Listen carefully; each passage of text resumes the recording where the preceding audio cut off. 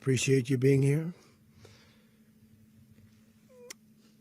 Late last night and early today, at my direction, the United States Armed Forces conducted an extraordinary military operation in the capital of Venezuela. Overwhelming American military power, air, land, and sea, was used to launch a spectacular assault. And it was an assault like people have not seen since World War II. It was a force against a heavily fortified military fortress in the heart of Caracas to bring outlaw dictator Nicolas Maduro to justice. This was one of the most stunning, effective, and powerful displays of American military might and competence in American history. And if you think about it, we've done some other good ones, like the attack on Soleimani, the attack on al-Baghdadi, and the obliteration and decimation of the Iran nuclear sites just recently in an operation known as Midnight Hammer. All perfectly executed and done. No nation in the world could achieve what America achieved yesterday, or frankly, in just a short period of time. All Venezuelan military capacities were rendered powerless as the men and women of our military, working with U.S. law enforcement, successfully captured Maduro in the dead of night. It was dark. The lights of Caracas were largely turned off due to a certain expertise that we have. It was dark and it was deadly. But captured along with his wife, Celia Flores, both of whom now face American justice. Maduro and Flores have been indicted in the Southern District of New York, Jay Clayton, for their campaign of deadly narco-terrorism against the United States and its citizens. I want to thank the men and women of our military who achieved such an extraordinary success overnight with breathtaking speed, power, precision, and competence. You rarely see anything like it. You've seen some raids in this country that didn't go so well. They were an embarrassment. If you look back to Afghanistan, or if you look back to the Jimmy Carter days, they were different days. We're a respected country again, maybe like never before. These highly trained warriors, operating in collaboration with U.S. law enforcement, caught them in a very ready position. They were waiting for us. They knew we had many ships out in the sea, just sort of waiting. They knew we were coming. So they were in what's called a ready position. But they were completely overwhelmed and very quickly incapacitated. If you would have seen what I saw last night, you would have been very impressed. I'm not sure that you'll ever get to see it, but it was an incredible thing to see. Not a single American service member was killed, and not a single piece of American equipment was lost. We had many helicopters, many planes, many people involved in that fight. But think of that, not one piece of military equipment was lost, not one service member was, more importantly, killed. The United States military is the strongest and most fearsome military on the planet by far, with capabilities and skills our enemies can scarcely begin to imagine. We have the best equipment anywhere in the world. There's no equipment like what we have, and you see that even if you just look at the boats. You know, we've knocked out 97% of the drugs coming in by sea. 90%. Each boat kills on average 25,000 people. We knocked out 97%. And those drugs mostly come from a place called Venezuela. We're going to run the country until such time as we can do a safe, proper, and judicious transition. So we don't want to be involved with having somebody else get in and we have the same situation that we had for the last long period of years. So we are going to run the country until such time as we can do a safe, proper, and judicious transition. And it has to be judicious because that's what we're all about. We want peace, liberty, and justice for the great people of Venezuela, and that includes many from Venezuela that are now living in the United States and want to go back to their country. It's their homeland. We can't take a chance that somebody else takes over Venezuela that doesn't have the good of the Venezuelan people in mind. We've had decades of that. We're not going to let that happen. We're there now, and what people don't understand, but they understand as I say this, we're there now, but we're going to stay until such time as the proper transition can take place. So we're going to stay until such time as we're going to run it, essentially, until such time as a proper transition can take place. As everyone knows, the oil business in Venezuela has been a bust, a total bust, for a long period of time. They were pumping almost nothing by comparison to what they could have been pumping and what could have taken place. We're going to have our very large United States oil companies, the biggest anywhere in the world, go in, spend billions of dollars, fix the badly broken infrastructure, the oil infrastructure, and start making money for the country. And we are ready to stage a second and much larger attack if we need to do so. So we were prepared to do a second wave if we needed to do so. We actually assumed that a second wave would be necessary, but now it's probably not. The first wave, if you'd like to call it that, the first attack was so successful, we probably don't have to do a second, but we're prepared to do a second wave, a much bigger wave, actually. This was pinpoint, but we have a much bigger wave that probably won't have to do. This partnership of Venezuela with the United States of America, a country that everybody wants to be involved with because of what we were able to do and accomplish, will make the people of Venezuela rich, independent, and safe. And it will also make the many, many people from Venezuela that are living in the United States extremely happy. They suffered. They suffered. So much was taken from them. They're not going to suffer anymore. The illegitimate dictator Maduro was the kingpin of a vast criminal network responsible for trafficking colossal amounts of deadly and illicit drugs into the United States. As alleged in the indictment, he personally oversaw the vicious cartel known as Cartel de las Solas, which flooded our nation with lethal poison, responsible for the deaths of countless Americans, the many, many Americans. Hundreds of thousands over the years of Americans died because of him. Maduro and his wife will soon face the full might of American justice and stand trial on American soil. Right now, they're on a ship. They'll be heading to, ultimately, New York. And then a decision will be made, I assume, between New York and Miami or Florida.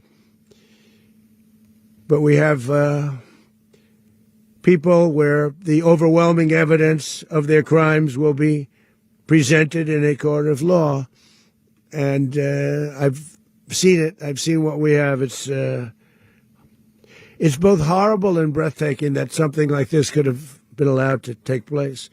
For many years after his term as president of Venezuela expired, Maduro remained in power and waged a ceaseless campaign of violence, terror, and subversion against the United States of America, threatening not only our people, but the stability of the entire region. And you all saw it. In addition to trafficking gigantic amounts of illegal drugs that inflicted untold suffering and human destruction all over the country, all over, in particular the United States. Maduro sent savage and murderous gangs, including the bloodthirsty prison gang, Tren de Aragua, to terrorize American communities nationwide, and he did indeed. They were in Colorado. They took over apartment complexes. They cut the fingers off people if they called police. They were brutal, but they're not so brutal now. And I just have to congratulate our military, Pete and everybody, and our National Guard, because the job that they've done, whether it's in Washington, D.C., where we have a totally safe city, where it was one of the most unsafe cities anywhere in the world, frankly, and now we have no crime in Washington, D.C. We haven't had a killing. We had the terrorist attack a few weeks ago, a little bit of a different kind of a threat, but we haven't had a killing in a long period of time, 6-7 months. We used to have two, on average, 2 a week in Washington, our capital. We don't have that anymore. The restaurants are opening. Everyone's happy.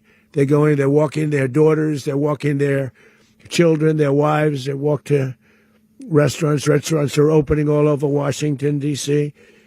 So I want to thank the National Guard. I want to thank our military. And I want to thank law enforcement. Been amazing. And they should do it with more cities. We're doing it, as you know, and we're doing it in Memphis, Tennessee right now, and crime is down. We've just sort of started a few weeks ago, but crime is down now 77%. And the governor of Louisiana called, great person, and he wanted us to help him, as you know, in a certain very nice part of Louisiana. And we have done that. And it was a rough section, and we have crime down. I understand it's down to almost nothing already after 2.5 weeks. New Orleans, it's down to almost nothing. And we've only been there for 2.5 weeks. Can't imagine why governors wouldn't want us to help. We also helped, as you know, in Chicago, and crime went down a little bit there. We did a very small help because we had no working ability with the governor. The governor was a disaster, and the mayor was a disaster. But it knocked down crime. But we're pulling out of there. When they need us, we'll know. You'll know. You'll be writing about it. And likewise, Los Angeles, where we saved Los Angeles early on, where the head of the police department made a statement that if the federal government didn't come in, we would have lost Los Angeles. That's long after the fires. That's when they had the riots in Los Angeles. We did a great job. Got no credit for it whatsoever, but that's okay. It doesn't matter. We don't need the credit. But we'll be pulling out when they need us. They'll call, or we'll go back if we have to. We'll go back. But we did a great job in various cities. But the place that we're very proud of is Washington, D.C., because it's our nation's capital. We took it from being a crime-ridden mess to being one of the safest cities in the country. But the gangs that they sent raped, tortured, and murdered American women and children. They were in all of the cities I mentioned, Tren de Aragua. And they were sent by Maduro to terrorize our people, and now Maduro will never again be able to threaten an American citizen or anybody from Venezuela. There will no longer be threats. For years, I've highlighted the stories of those innocent Americans whose lives were so heartlessly robbed by this Venezuelan terrorist organization. Really one of the worst. One of the worst. They say the worst. Americans like 12-year-old Jocelyn Nungari from Houston. Beautiful Jocelyn Nungari. What happened to her? They, as you know, they kidnapped, assaulted, and murdered by Tren de Aragua animals. They murdered Jocelyn and left her dead under the bridge. There was a bridge that will never be the same to so many people after seeing what happened. As I've said many times, the Maduro regime emptied out their prisons, sent their worst and most violent monsters into the United States to steal American lives. And they came from mental institutions and insane asylums. They came from prisons and jails. The reason I say both, they sound similar. Actually, prisons a little bit more hostile, a little bit tougher. A mental institution isn't as tough as an insane asylum, but we got them both. They sent from their mental institutions. They sent from their jails, prisons. They were drug dealers. They were drug kingpins. They sent everybody bad into the United States, but no longer. And we have now a border where nobody gets through. In addition, Venezuela unilaterally seized and stole American oil, American assets, and American platforms, costing us billions and billions of dollars. They did this a while ago, but we never had a president that did anything about it. They took all of our property. It was our property. We built it.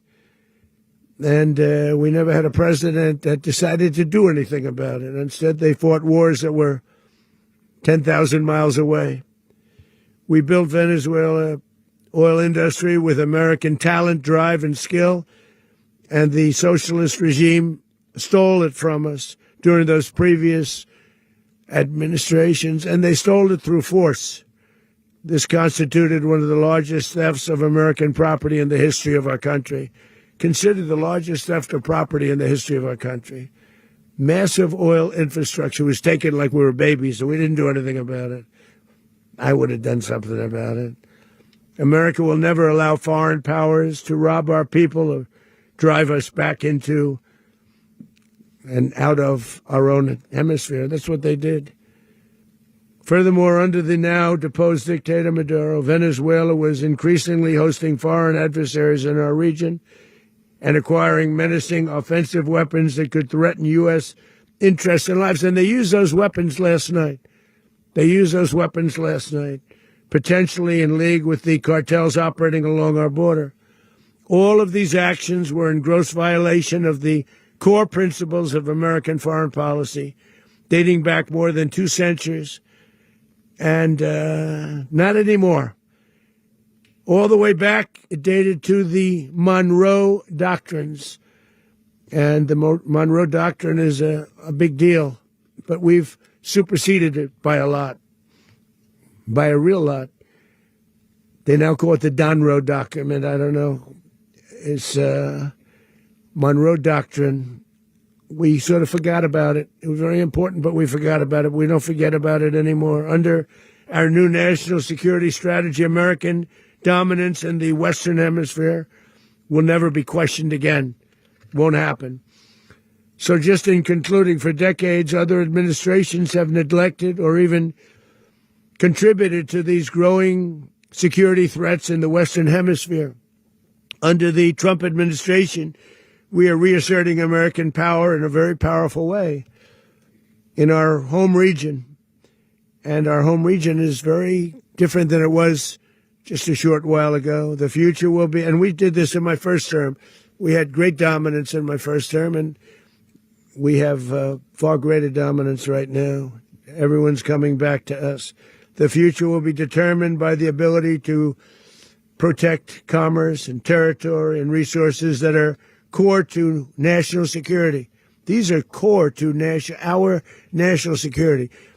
Just like tariffs are, they've made our country rich, and they've made our national security stronger than ever before. But these are the iron laws that have always determined global power.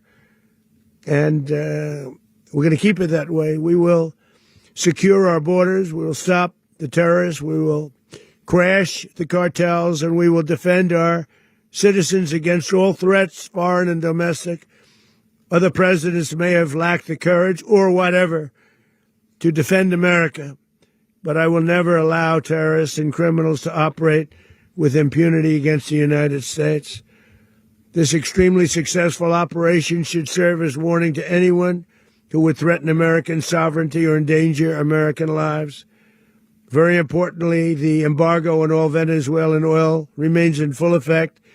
The American Armada remains poised in position, and the United States retains all military options until United States demands have been fully met and fully satisfied. All political and military figures in Venezuela should understand what happened to Maduro can happen to them, and it will happen to them if they aren't just fair, even to their people. The dictator and terrorist, Maduro, is finally gone in Venezuela. People are free. They're free again. It's been a long time for them, but they're free. America is a safer nation. This morning, it's a prouder nation this morning because it didn't allow this horrible person and this country that was doing very bad things to us. It didn't allow it to happen. And the Western Hemisphere is right now a much safer place to be. So I want to thank everybody for being here. I want to thank General Raisin Kane. He's a fantastic man. I've worked with a lot of generals. I worked with some I didn't like. I worked with some I didn't respect. I worked with some that just weren't good. But this guy is fantastic. I watched last night one of the most precise attacks on sovereignty. I mean, it was an attack for justice. And I'm very proud of him, and I'm very proud of our Secretary of War, Pete Hegseth, who I'm going to ask to